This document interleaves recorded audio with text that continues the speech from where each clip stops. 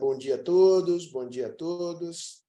Segue subindo o número de pessoas aqui que clicaram para se ligar neste seminário de hoje, sobre um tema que é o grande tema das relações internacionais, eu diria, do que resta do século XXI, em termos de definição de uma nova ordem internacional. Eu me refiro, obviamente, à rivalidade entre China e Estados Unidos. A pergunta que ensejou esse seminário traduz um receio, por que não dizer um medo de todos nós, de que essa rivalidade estratégica acabe por redundar num cenário de guerra mundial, uma hipótese que havia sido removida do cenário mundial desde o final, desde antes do final da Guerra Fria, para ser mais exato. Depois da crise dos mísseis, em 1962, outubro, em Cuba, envolvendo Estados Unidos e União Soviética, a hipótese de uma guerra entre as duas grandes potências de então sumiu do mapa, em termos práticos. Ela volta a frequentar os cenários. Para falar sobre isso, temos aqui dois convidados, and now I'll turn to English so that our two guest speakers can understand what I say. I would like to introduce first Bonnie Glaser, who is the Managing Director of the Asian Program at the German Marshall Fund in Washington, D.C. She has a master's from Johns Hopkins School of International Affairs and a PhD from Boston University. Glaser is an expert on China-U.S. relations and writes extensively about the subject. We also have Langxin Xiang, an old friend, a frequent guest speaker in our events. Langxin Xiang is now congratulations, Professor Emeritus of International History and Politics at the Graduate Institute of Geneva, a distinguished fellow at the Stimson, which is a strategic foresight hub, and the founding director of the Institute of Security Policy in Shanghai, China. Langxin's alma mater is also Johns Hopkins School of International Affairs. He has a PhD from that institute. Good to have you both here. Let me say a few things before we start. The first thing I would like to stress is that Brazil is not involved in the US-China growing rivalry, but to say an obvious thing, we're deeply affected by it. So we want to better understand the dynamics of this growing rivalry.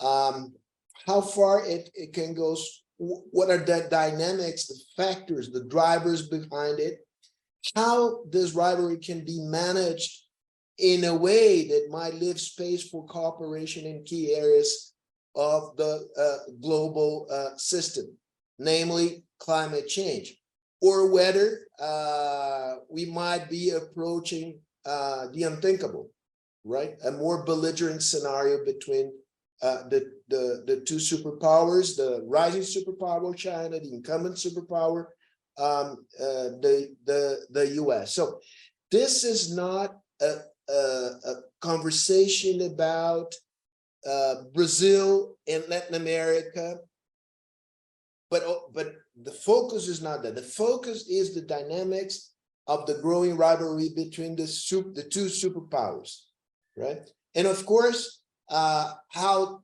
these dynamics affect the global system. The assumption behind that is that the better we understand these dynamics, the better we can navigate in the turbulent waters of today's world.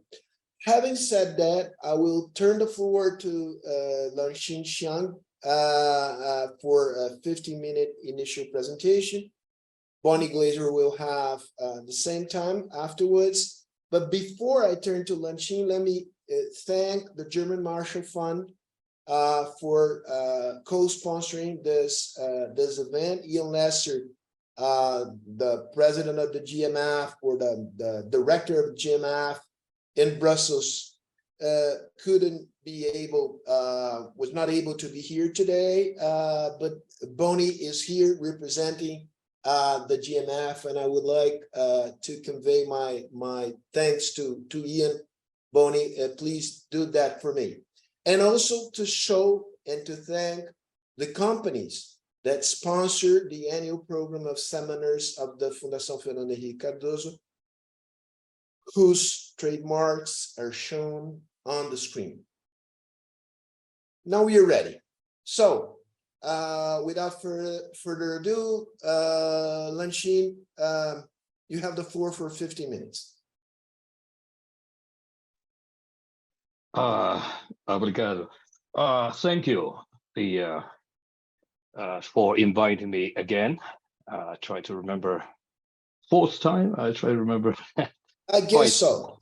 Twice in São Paulo, but I really enjoy it. Now, also I'm honored, of course, to talk about Taiwan subjects with one of the leading experts in the US, Bonnie, who we know each other for quite many years, if we recall, on many occasions.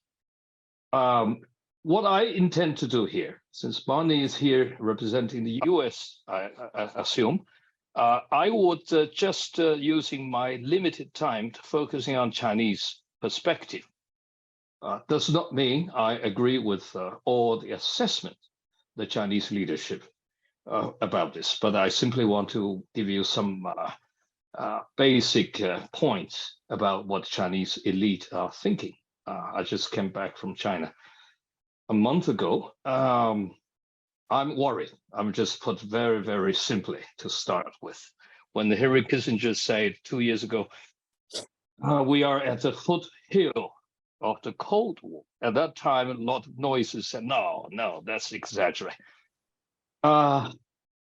Today, I think the situation between US and China has gone way beyond that. We are not even talking about Cold War II, but I think the real talk now, both in Washington, perhaps a little less in Beijing, is war games, basically. Every day in Washington, I was in DC for the past 6 months before I go to China.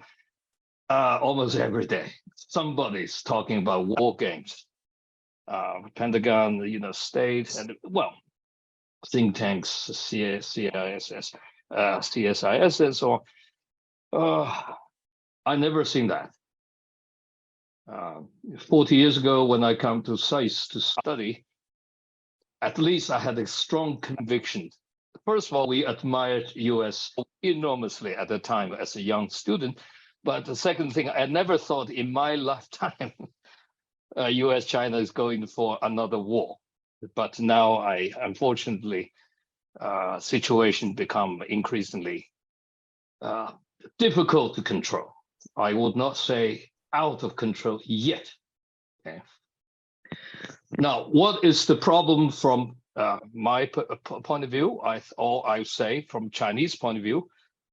Of course, Chinese leaders are primarily blame United States for the turn of events, especially since Donald Trump came to power.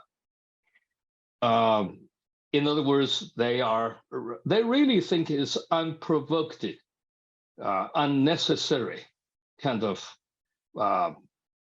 strategic thinking on the US side. Okay. Now, of course, since the Chinese leadership think that way, it also means they are psychologically prepared. They are doing all the preparations since 2017, I believe, for a potential confrontation. Okay. I'm not saying they have clearly defined deadlines for particular war plans and so on.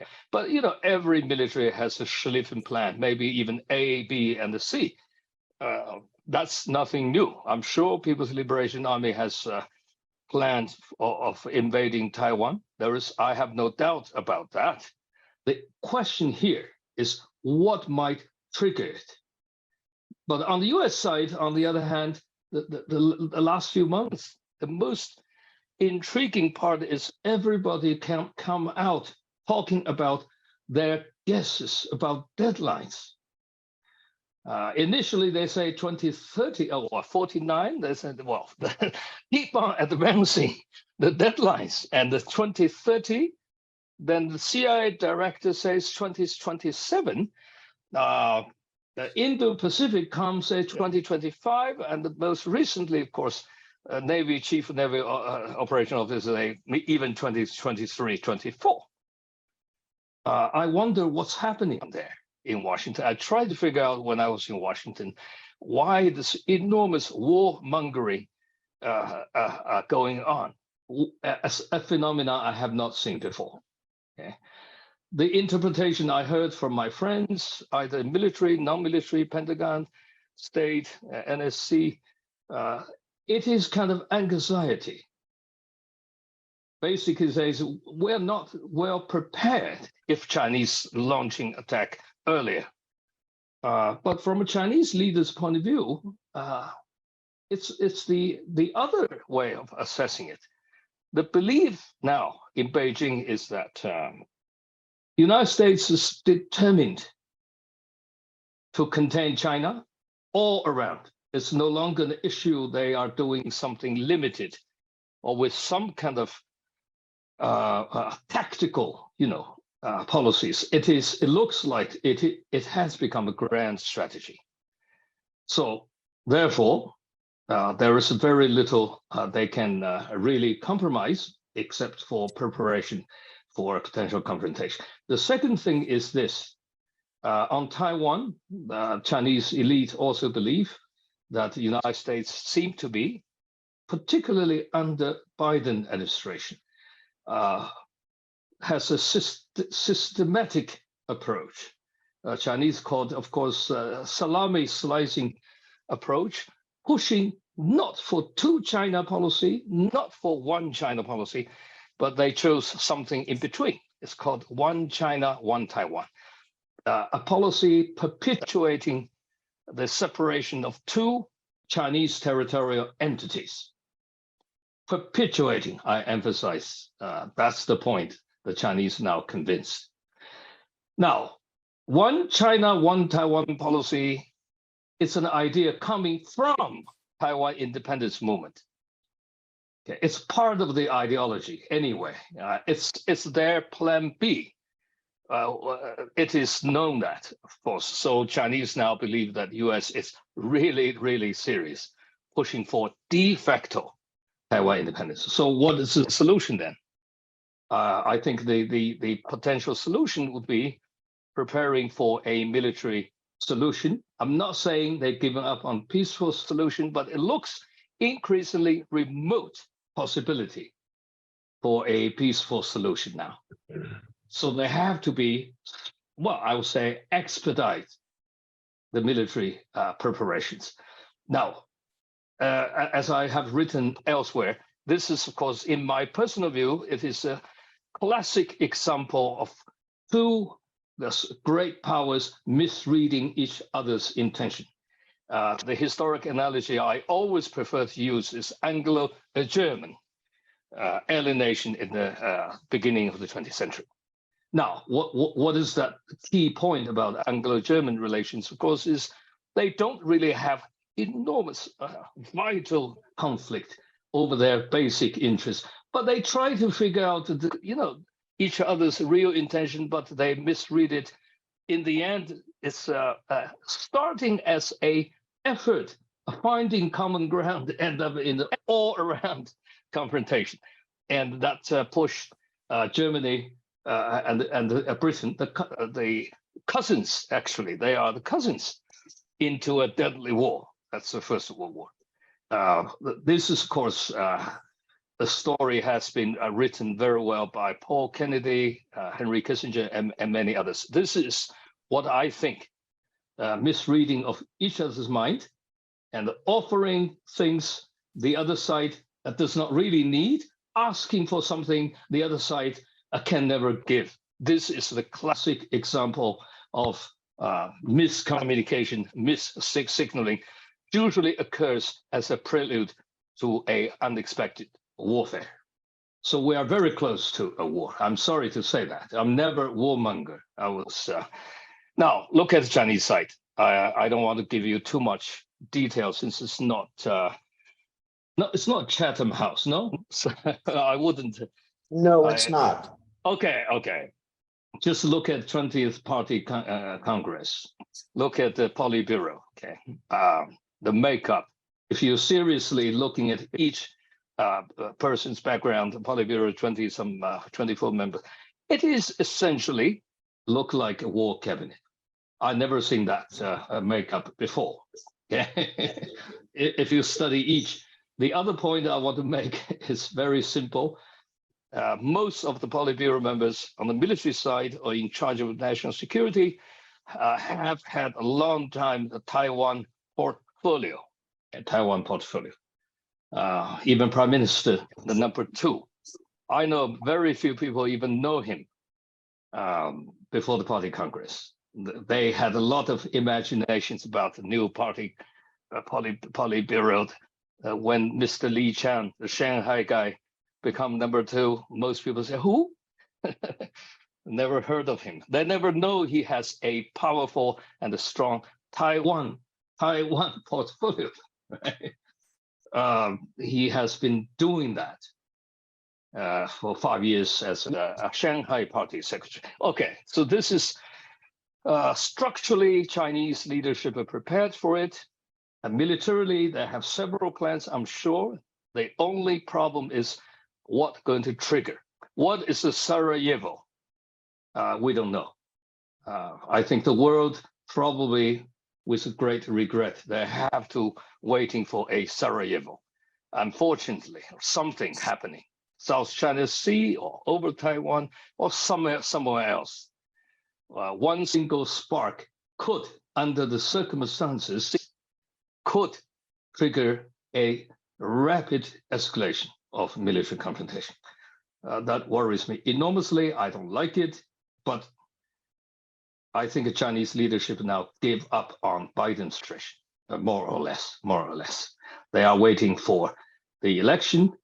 The 2 possibilities, the war may be delayed. One is Donald Trump get reelected. Why they like Trump? Well, think about this. This is somebody who doesn't like ideology, hates allies, and loathes American war abroad. Much better. Safety valve compared with the Biden strategy, who does not really know what they're doing. Very few of the Biden team understand China or knows anything seriously about China. Sorry, I never seen such a weak China team. I think Henry Kissinger also recent interview pointed that out. So I think I stop here. I only say I'm worried. I hope Bonnie gave me a more reason to be optimistic. All right, I'll stop here. Thank you, Lanxin. Bonnie, is there any reason for a more optimistic view of the U.S.-China relations and the world as a whole? Floor is yours. Thank you so much for having me, and always good to have a debate with Lanxin. I'll start out by saying that I think that the United States and China are engaged in a long-term structural competition. And this is, of course, very much a full spectrum strategic great power competition for wealth, for power, for influence. And it's taking place across many domains. Some of them are traditional domains, economic, diplomatic, and military. Some of them are less traditional, like technology, which is where I believe the competition is focused today. But the competition is also ideological. It features competing models for political governance and economic development, as well as competing visions for the structure and the rules of the international order. So it really is necessary to look at all of these aspects of competition. Is this a strategic competition? Is it a new Cold War? This question, of course, has been hotly debated for many years. To be sure, it is not an exact replica of the US-Soviet competition. US trade with the Soviet Union was minimal. US-China trade last year actually hit a new high. It surged to $690 billion in two-way trade. The two countries' economies, of course, are highly interdependent, which was not true between the US and the Soviet Union. People-to-people exchanges between the US and China are quite thick and in many ways mutually beneficial. Soviet power primarily stemmed from its military capabilities, and I view Chinese power as first and foremost economic, although of course it is in some ways catching up in the military realm. The world today is not divided into two opposing camps aligned with Beijing and Washington, as it was divided between the US and the Soviet Union during the Cold War. So these are just some of the key differences. But my view is that the US and China are already in a Cold War. I have held that view for some time. This is different from the US-Soviet Cold War. And I think Xi Jinping himself holds this view. In fact, as early as 2013, shortly after being named the General Secretary of the Chinese Communist Party, Xi Jinping delivered a speech, which was only made public, I think 6 years later, in which he urged party cadres to have faith in the eventual demise of capitalism and the ultimate victory of socialism. So for Xi Jinping, this is an inevitability. And in that speech, he argued that the Soviet Union fell because of fierce ideological competition. He believes ideology poses a greater threat to China than military or economic capabilities. Importantly, whether or not one believes that the US-China relationship can be characterized as a new Cold War, there are lessons that can and should be drawn from the US-Soviet Cold War and applied to US-China relations to prevent war today. And in my view, I will state that war is not inevitable. Certainly I don't see a Chinese invasion of Taiwan as inevitable. I'll get back to that. But if we look at the US-Soviet track record where we had nuclear arms control, we had the Incidents at Sea Agreement, the Agreement on Prevention of Nuclear War, these are all examples of treaties or agreements that were signed between the US and the Soviet Union. There were, of course, confidence and security building measures in Europe that enabled restraint and cooperation in military affairs. These were important mechanisms to ease tensions and avoid conflict. For various reasons that we can discuss, there are few such agreements and mechanisms in the US-China relationship, and those that exist have had limited effectiveness. I believe cooperation between the US and China is essential. There obviously are a growing number of regional and global challenges, mitigating climate change, preventing another pandemic, managing the risks posed by artificial intelligence, addressing global food security, and ending the Russian-Ukraine war, just to name a few. The Biden administration has persistently tried to work with China on all of these issues, but Beijing has basically refused. It's been very reluctant to engage in any cooperation. The Chinese insist that the atmosphere in the bilateral relationship must be improved first. And at times, China has attempted to use the US interest in cooperation to extract concessions on unrelated issues. I'd be interested in hearing Lansing's take on whether he sees such an approach as warranted by a responsible major power, which China claims to be. I do disagree with Lansing. As I said, I don't think we're close to a war. I don't think either the US or China would benefit from a military conflict. I think that a military accident is possible. The risks of such an accident are growing, but there is no reason to believe that a military accident would necessarily escalate to a major war. The only issue I think that would trigger a war is Taiwan. I'm quite doubtful that Beijing will invade anytime in the near future. A failed attempt to take Taiwan by force could threaten the legitimacy of the Chinese Communist Party, and it would certainly weaken Xi Jinping's position.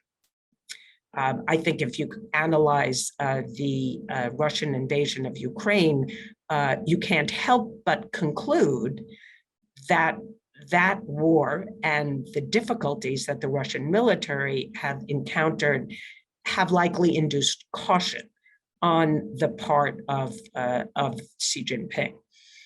I think that the US does not support Taiwan independence. This idea of one China, one Taiwan is something that people have been talking about for about 4 decades. That is not US policy, but the United States has not pursued a very consistent policy on Taiwan. And I will plug for you a book that I co-authored quite recently with Richard Bush and Ryan Hass of Brookings on US-Taiwan relations, where we look at the potential crisis and war with China. And it's a policy-focused book and has some good policy recommendations, but also looks at history. So I want to say just something briefly about the role of global swing states. From the perspective of the United States and other Western powers, the role of global swing states is increasingly important. Some of you may know that the German Marshall Fund coined the term global swing states in a report that we published alongside the Center for New American Security way back over a decade ago in 2012. And we recently published an update of this report, looking at the role of key swing states in the international order. That includes recommendations of how the transatlantic alliance should engage with these swing states. And the report examines the roles of Brazil, India, Indonesia, Saudi Arabia, South Africa, and Turkey as the key global swing states today. Essentially, the report argues that swing states seek alternatives to the prevailing international order. They fear excessive US power and influence. They see value in working with China. They don't want to choose between the two powers. They favor strategic diversification. And none of the swing states are really following a policy of non-alignment. Today, rather, they are pursuing multi-alignment in an effort to gain benefits from many countries. So Western countries see the swing states as important in the evolving geopolitical competition.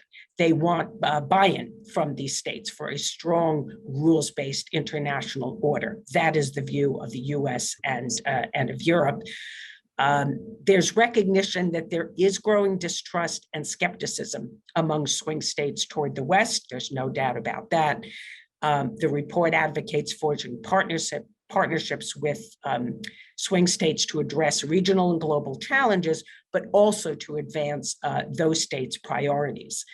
There is clearly no one-size-fits-all solution across these countries, and greater attention to each bilateral relationship is essential. So just to cite one example in the section on Brazil, the report advocates concluding the EU-Mercosur trade deal and issuing a waiver of the US visa requirement to strengthen person-to-person exchanges with Brazil.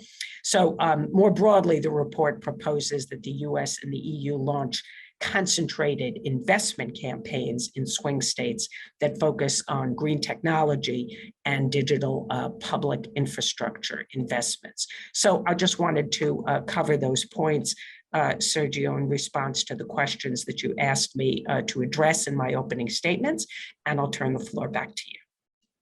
Bonnie, thank you. Thank you so much. Let me suggest the following. Since Bonnie offered elegant rebuttal of what Lanqin has said about the chances of war, the dynamics. I think it would be stimulating if now, Lanqin, you sort of react to what Bonnie has just said, and then we can unfold the conversation. No, I actually did not say we are very close at war because of war planning. You know, it's all take initiative. Remember, I always emphasize World War I as an analogy here.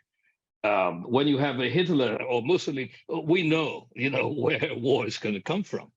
Now, this is a war, could happen. That worries me the most is under the current circumstances, the two major powers or leading powers in the world has entered perilous phase of miscommunication, talking most of the time, passing each other.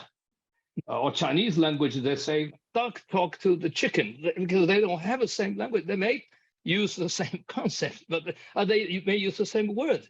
It's totally become a word game now. On Taiwan, on economic issues, remember recently Jake Sullivan, you know, they adopt this EU thing, de-risk. But for Chinese, it's almost laughable. They use de-risk as a concept, economic competition. They try to present it as almost like a goodwill, because they walk back the decoupling talk. So they are moving ahead. We are doing de-risk, not decoupling. I mean, it's absurd. It's absurd from a Chinese leader's point of view, because, as I explained before, Chinese leaders have been psychologically preparing for decoupling for much longer time than the EU start using that concept. They are doing de-dollarization. We know that, right? At least they tried. They learned a lesson. One lesson they learned from Putin.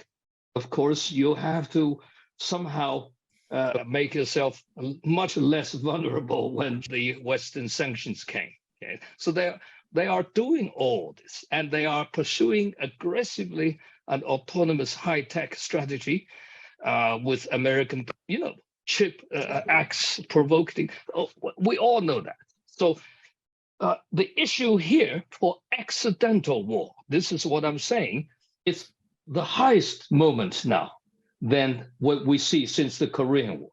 Okay? The Korean War also, remember the MacArthur, Truman also do a lot of signaling, miscommunication. Chinese try to use Indian ambassador at that time to convey the message saying don't cross 30th parallel. It's completely ignored. Now, this time Chinese also use the same language, try to say Taiwan, there is a red line, don't do it, don't do this, do that. It's completely ignored as well. Okay, so we know that there is just very little serious way they can talk anymore. This is where World War I starts. When you have an Archduke of Ferdinand killed, it's very quickly, nobody expect become such a great war. Europeans still call it great war. So this is what I meant. This is what I meant. Yes. You've mentioned the need to open channels of communication and sharing the same concepts to analyze reality. There's something that you said that caught my attention, that the Chinese are prepared to decoupling. But what would be that the difference between decoupling and containing the advance of China, since China depends on international trade? Well, remember that's what Putin. Now, what's the decoupling? The complete decoupling, of course, more or less you see what Putin is getting, and the Putin start preparation for that since at least since 2014. We all know that. And the Putin is doing not too badly when dealing with such a comprehensive, unprecedented international or Western sanction regime. Look at the ruble. They try to bring down ruble. Look at how ruble is doing. I mean, surprisingly, the central banker of Russia, the lady I actually met a couple of times, she is perhaps the best central banker in the world today. I'm not talking about the moral way. Okay, morally. No, I'm talking about the feasibility. I'm talking about the feasibility. I mean, let me ask you. No, are the Chinese elite? Are the Chinese elite confident that China can decouple to a great extent and still pursue successfully? They don't. They certainly don't like to see it, but they have to prepare for it. I'm talking about decouple from Western market. Remember, China has a lot of options than the Russians have. We have BRICS, we have many other, we have Latin America, we have Middle East, we have even RMB deal with Saudis. No, China will be in much stronger position when facing Western initiated sanction regime. This is what they have to prepare for it. You say they like it. Of course they don't like it. But, this is something they have to. Now, here the logic, again, I go back to the Taiwan issue. Taiwan is the only issue that might trigger a comprehensive sanction regime.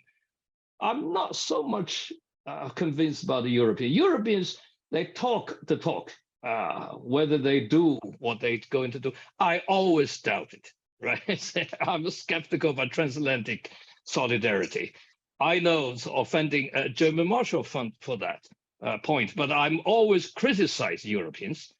I had a huge fight in Mainz recently for 3 days fighting with Europeans, saying, don't be naive. You cannot really jump on the American war machine. Forget about it. Europeans is not going to send troops to defending Taiwan, no matter what you say. Don't talk nonsense here. Now, but Chinese have to prepare for the Western sanctions. That's the whole point I'm making. Yes. Bonnie. Yes, maybe I can jump back in the conversation. Maybe I can get back in this conversation. Thank you so much. Nobody's asking Europe to send troops or warships or anything like that to fight in the Taiwan Strait. So yes, that's ludicrous. But Europe does need to prepare more capabilities to backfill for the United States if, in fact, we had to move military assets from the North Atlantic to the area around the Taiwan Strait in a crisis. So frankly, that is a more important task for Europe militarily. There are, however, other roles that Europe can play and actually is playing to demonstrate that it has a stake in the preservation of peace and stability in the Taiwan Strait. And that is simply all the Biden administration is trying to do, is to ensure that Xi Jinping's cost-benefit calculus is accurate, that he doesn't miscalculate, that he doesn't think that if he invades Taiwan, that the rest of the world will simply accept it. And I think that Xi Jinping is quite aware of the many costs involved. I did want to just reiterate that I did say accidental war is unlikely. So I disagree with you there. The only thing that's going to trigger a war is going to be PRC use of force against Taiwan. A simple military accident, let's not even call it simple, because you could have a major accident between two ships. And I will highlight here that there was just a major incident while I was attending the Shangri-La Dialogue last week in Singapore. A violation of both the Convention on the Law of the Sea and the collision regulations, which is a major convention, both of which China has signed.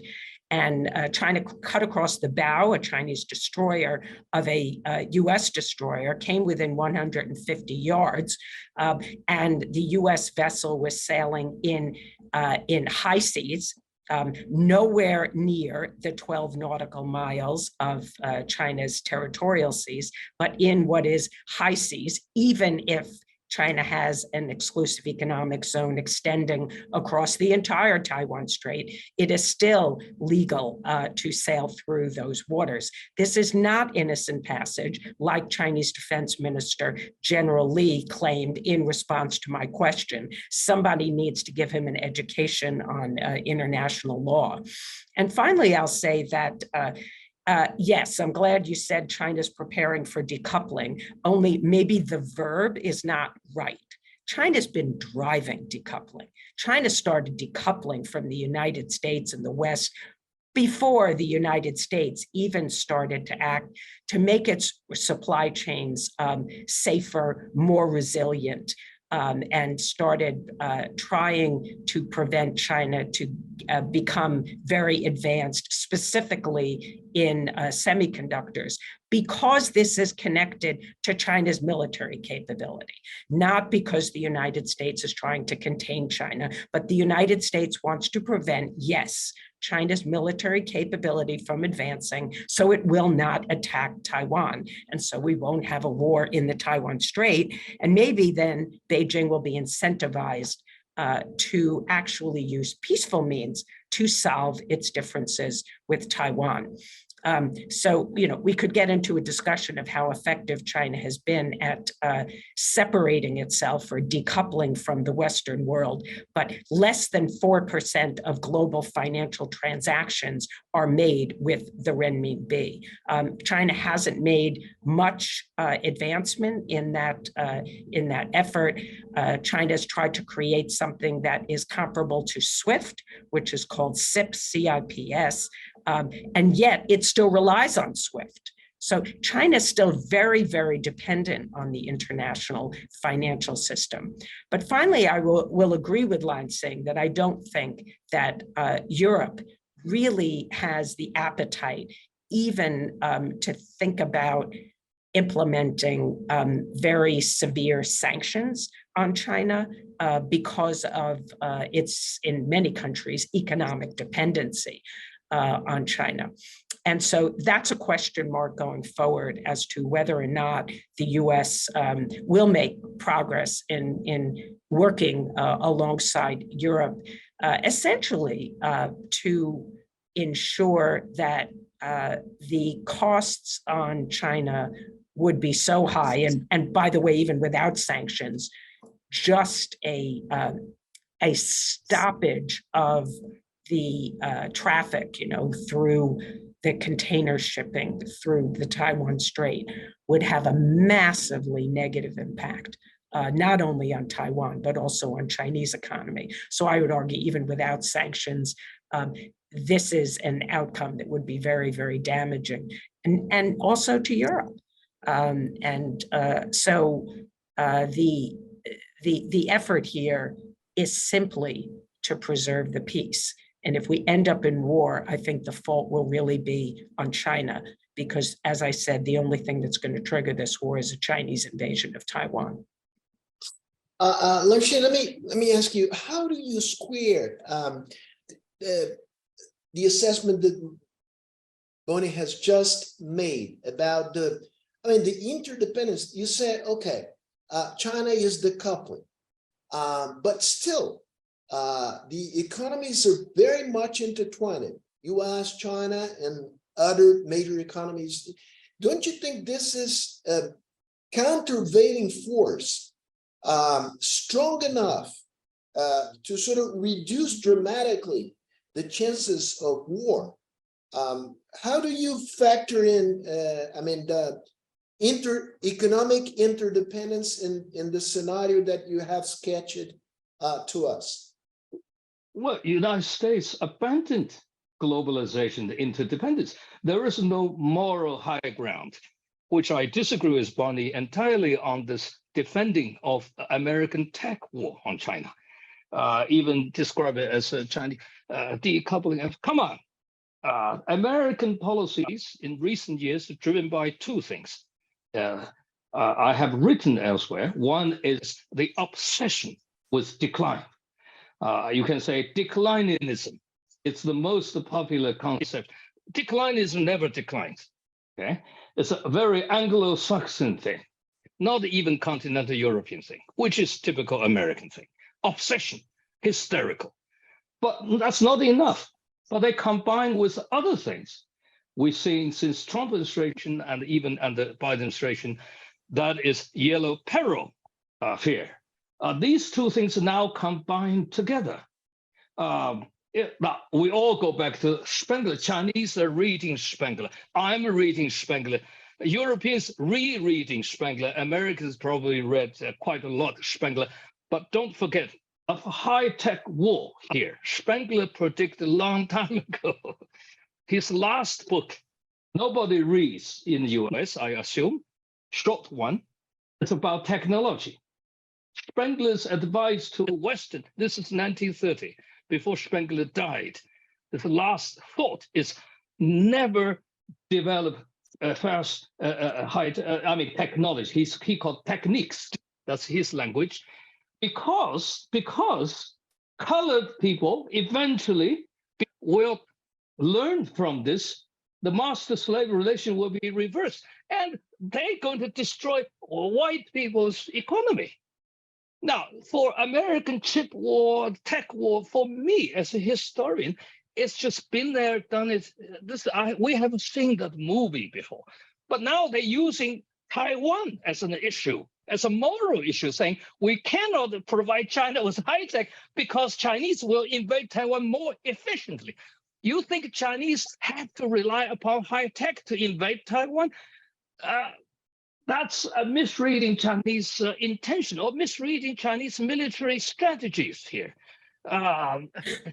It's a great exaggeration. It has nothing to do with Taiwan. It's American imagination, hysterical imagination, which is, well, by the way, what does the hysterical feeling come from? It's because their own Jim Crowism that is taking over American politics. This is externalized American racial war since Trump time, at least. When you have your own civil war, you want to externalize something. China is a perfect target here. I'll just call that a lot of nonsense, Lansing, and really reflects your lack of understanding of the United States and U.S. foreign policy. It's bullshit. Read Spengler again. You know it. Bullshit. You know it. Okay, you call me Okay, can we move on to maybe sure. Audience questions, Sergio? Because it's just not worth my time. But let me insist on.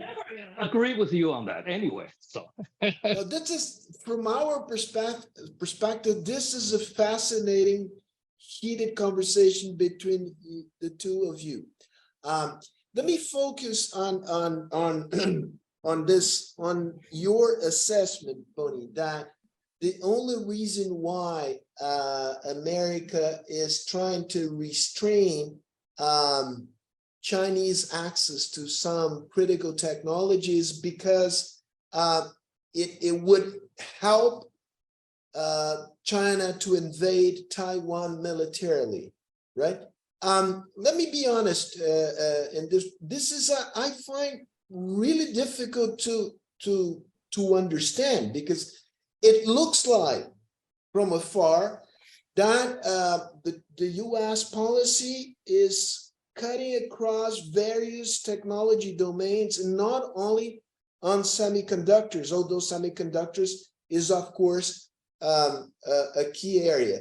How would you please elaborate a little bit more on that statement that you priorly has made? Sure, I'm happy to. So there's really two different areas here. One is where Western countries, including the United States, see that they have dependencies on China that they want to reduce. And so they are trying to build their own supply chains. So we saw, for example, during the pandemic that the United States found, as did European countries, that we were overly dependent on China for some medical equipment. And so, yes, there are now efforts to build supply chains that are less dependent on China. In some areas, this is very, very difficult because of extreme dependencies. You know, if you look at rare earth processing, for example, less so in the mining area, but particularly in processing, where all Western countries are very dependent on China. But when it comes to export controls, and when it comes to the entity list that exists in the Department of Commerce, if you look at the October 7th export controls, which are aimed at semiconductors, this is very directly connected to China's military capability. And articles in the press suggest that the United States is now looking at artificial intelligence and quantum computing, which are also directly related to the development of China's military capability. If you look at what's taken place in the last couple of years, I'll just give you one example where China's testing of hypersonics was really, it really prompted an alarming reaction from the United States that China had made a breakthrough in that area, something that the United States had worked on many years ago, but just decided not to pursue as a capability, and now is working very hard to catch up. Hypersonics can evade missile defenses that we have deployed today. So that's just one example. But this isn't an overall containment strategy, although I will admit that it may have that consequence. It may look that way from China, but in terms of what's driving it in the Biden administration, it really is focused on military capabilities. Thank you. Thank you for elaborating on that, Bonnie. Yet, I would say that still looking, and this is, of course, this is not an advice. This is just my perspective. Looking from afar, it looks very much different from the picture you have sketched. I'm not saying that you're not right. I'm just saying that that's not the way things are seen from one of the swing states. Yeah, you can. I saw by your body language that you were about to. I just want to add one thing. Briefly, so that we can move on. Very short. Let the majority of the population in the world be the judge. To see if Bonnie is talking nonsense about explaining this chip war between US and China, or I am the right one. Majority of the global population. I'm just saying, just the BRICS together is already beyond majority. But I'm talking about a whole Latin America, Middle East. Let the people be the judge. U.S. I cannot claim to be a legitimate representative of the people of the world. I'm just. Can we please have an objective, mature conversation? Maybe some questions from your audience. We do have, and I'll bring some of them here. From Paulo Dourado, it's about Trump's re-election. Why do you think, Lanxin, this is another thing that was not easy for me to understand. Why do you think, why have you characterized the Biden administration in such, I would say, rigid tones? And why do you think Trump's re-election would bring more stability to the international system? Well, it's very simple for me to explain that. There is no geopolitical thinking with Biden team, and there is hardly any China expert, which I would say, I would call it the serious ones. Now, don't forget another thing, it's ideology here. Biden from the very beginning said it's the 21st century defined by, everybody can repeat it, right? Autocracy versus democracy. Okay, if he goes to that path, forget about it. Where is the realpolitik? There is none. So it's very simple. Trump, as I say, Trump, what's the difference between Trump? He may be crazy, he put his cards on the table, okay? Say, this is what I want. That's the first part. Second, he gives no damn to ideology, okay? The third is hates alliances, hates wars. That's the only guarantee I can see. This is something I can see. Who is going to be more practical when dealing with China? When you have a current administration who knows very little about China, talk about China all the time. This is a typical Washington think tank thing now. How much do they really know? Sorry to say. Bonnie, your assessment about what would be China-U.S. relations in the case that Trump is reelected?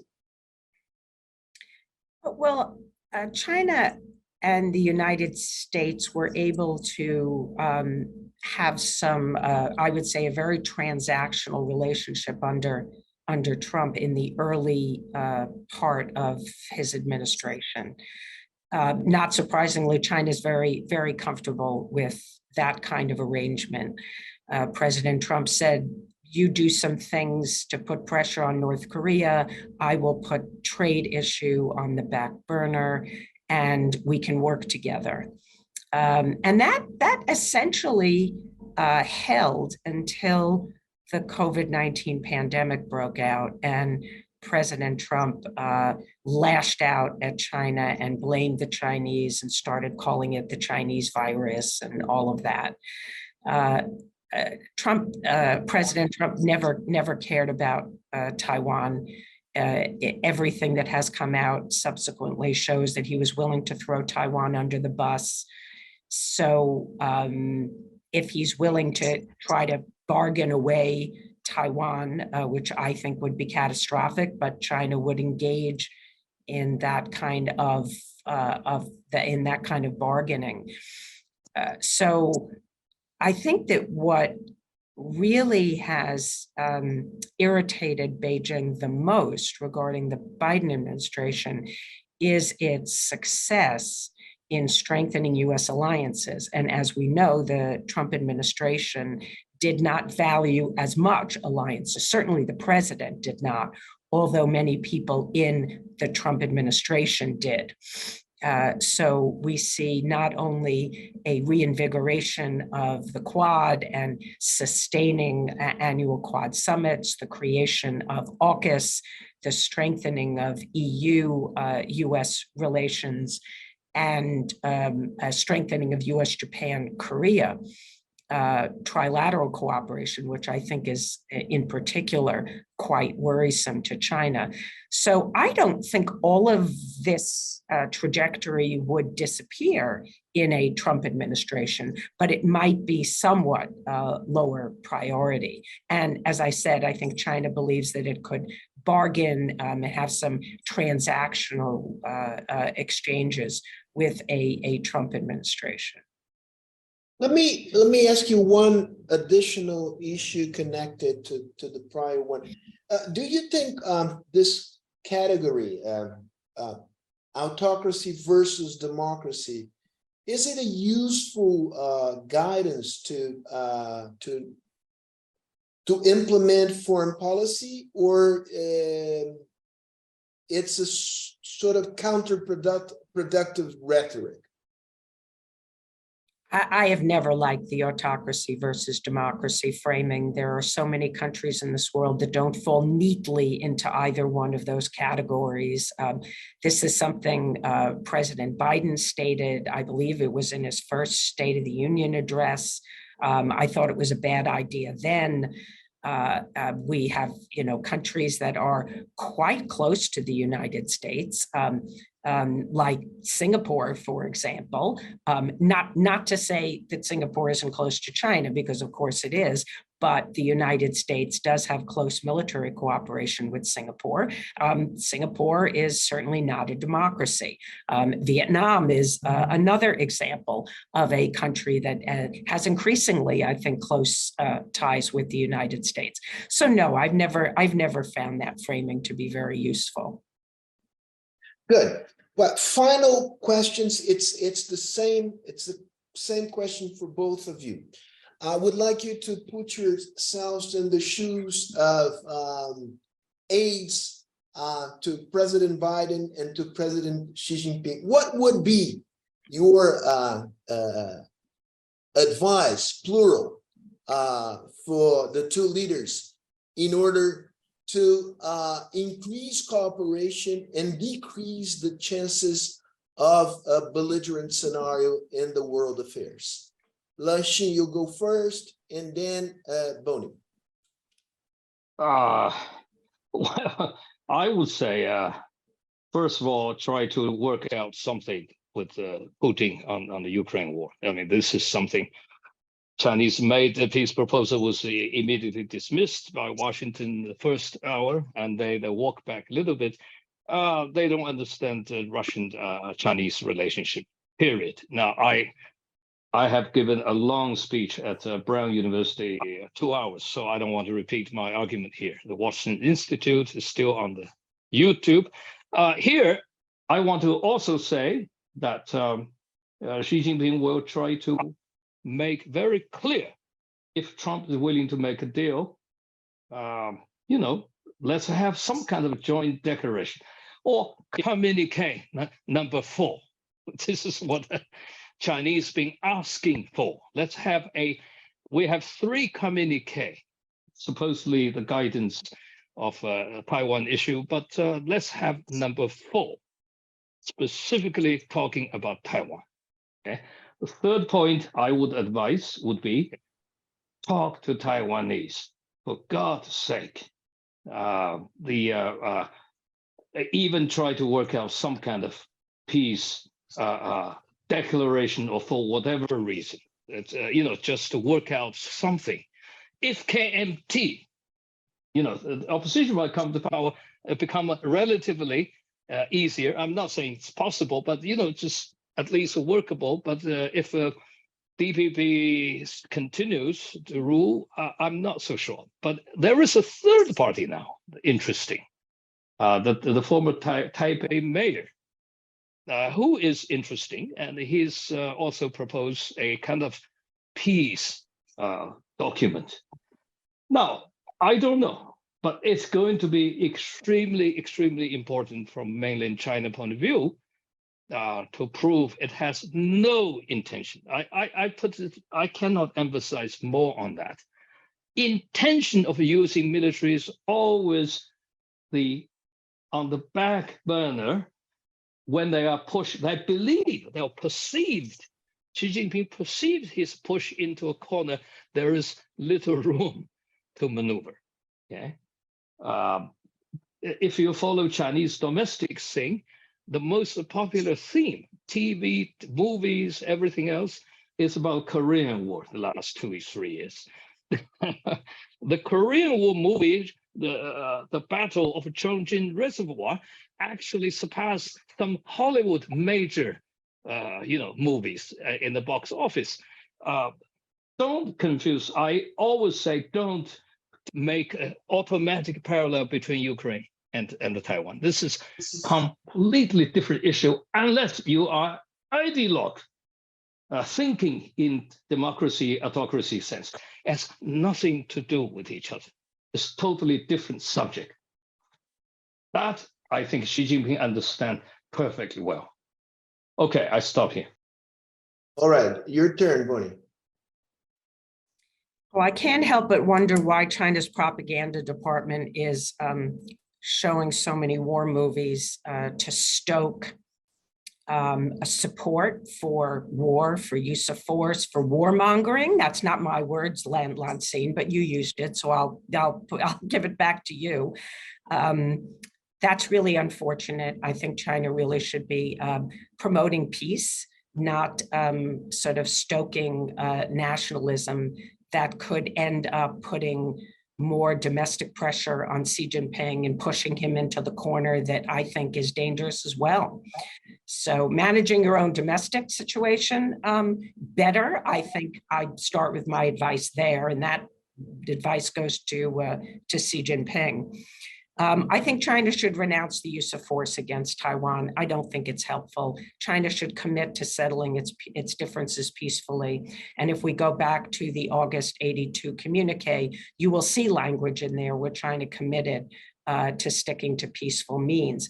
It is because China has not stuck to peaceful means that the United States many, many years ago departed from its commitment in that communique, which was to not exceed a certain level of capability and dollar value in its arms sales to Taiwan.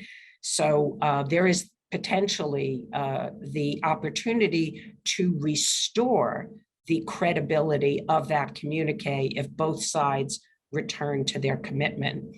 I'm strongly opposed to a fourth communique. That's something China has been pushing for a long, long time. And I think you will find no one in the United States who has any influence on policy who is advocating that.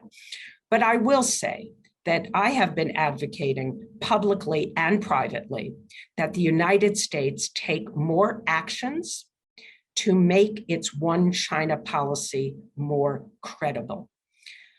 If you go back and read the writings of Thomas Schelling about deterrence, you will remember that deterrence is composed of both credible threats and credible assurance.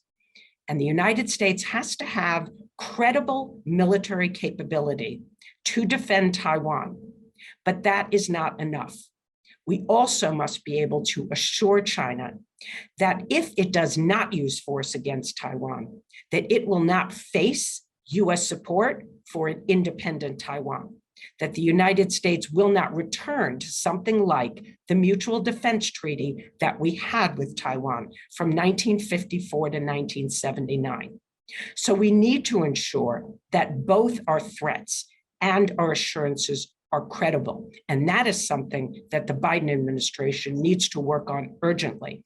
And as I said, I've written about this and I've also spoken about it, and I've talked to senior officials about the need to do this. So I hope that the United States will heed that advice, because if we do end up with war over Taiwan, the fault will not be entirely China's.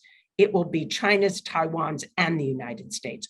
All three sides have the responsibility and the obligation to prevent war.